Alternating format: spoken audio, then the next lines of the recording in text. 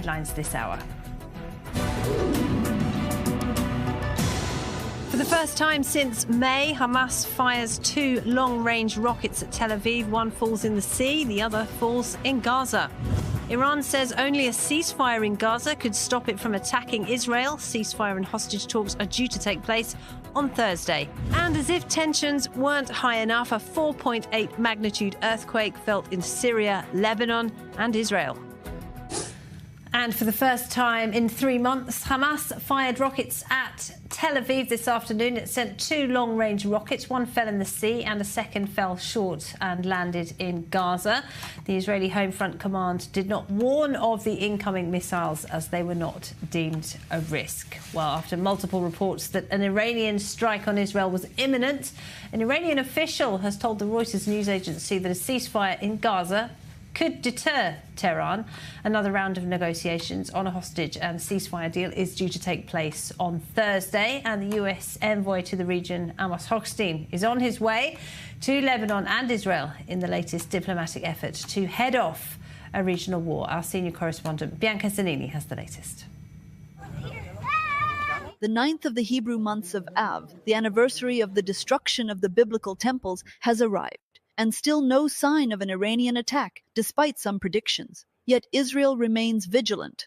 We are in days of vigilance and preparedness.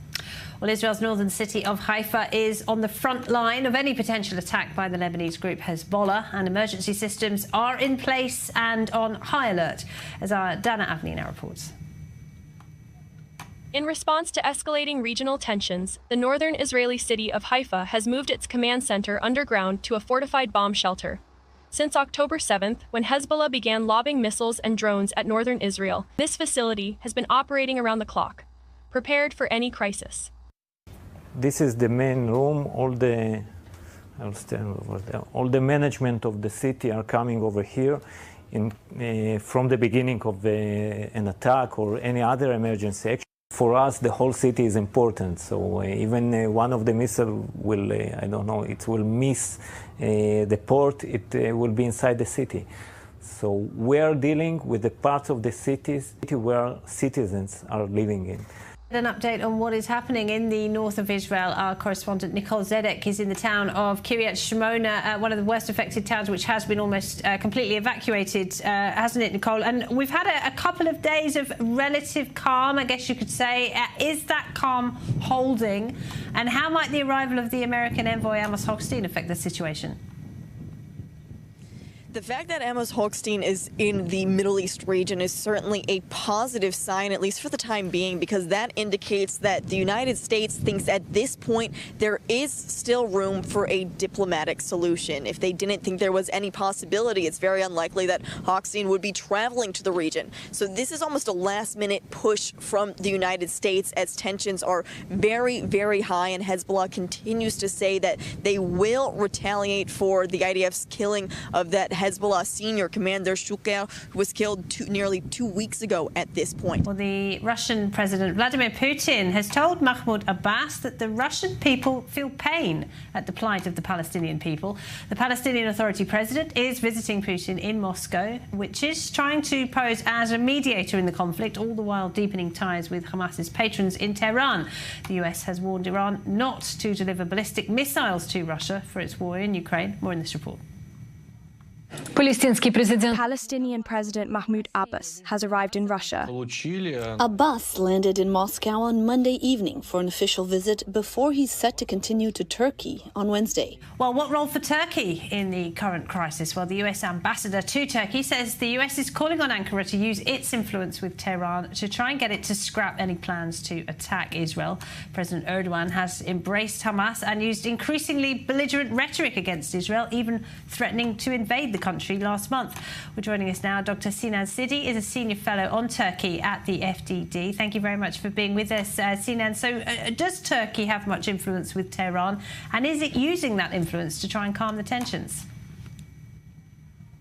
Well, that's an interesting question. I mean, I would hesitate to say that Turkey has strong influence over anything related to the ongoing crisis as we see it unfolding.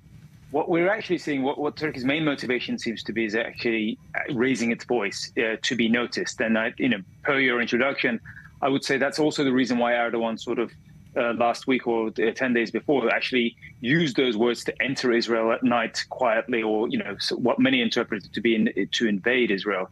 Night is falling on Jerusalem as we come to the end of Tisha B'Av, a day of mourning in the Jewish calendar when Jews commemorate the destruction of the two temples in Jerusalem. Our Balich Sladin is there for us now. And Balich, we saw many people coming out to pray at the Kotel, the Western Wall, last night. What is happening tonight?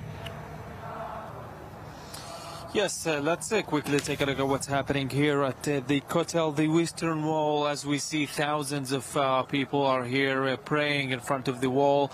I guess more are coming at the coming hour as the United Nations has condemned the Houthis in Yemen after they stormed the UN Human Rights Office in the capital Sana'a. It's the latest crackdown by the Iranian-backed group on people working with international aid agencies. Our Middle East correspondent Ariel Osseran is here with me in the studio now. And Ariel, the Houthis have been relatively quiet, I think it's fair to say, since Israel hit the port of Hodeidah pretty hard in response to that drone attack on Tel Aviv. But we can see that inside the country, the crackdown on any kind of international aid agency continues. Well, they have been quiet in regards with Israel, despite war rhetoric, but they have been carrying out attacks almost regularly in the Red Sea in the interim. But yes, we're talking about a very unusual and concerning crackdown on UN offices. I mean, that's as plainly as we can describe it.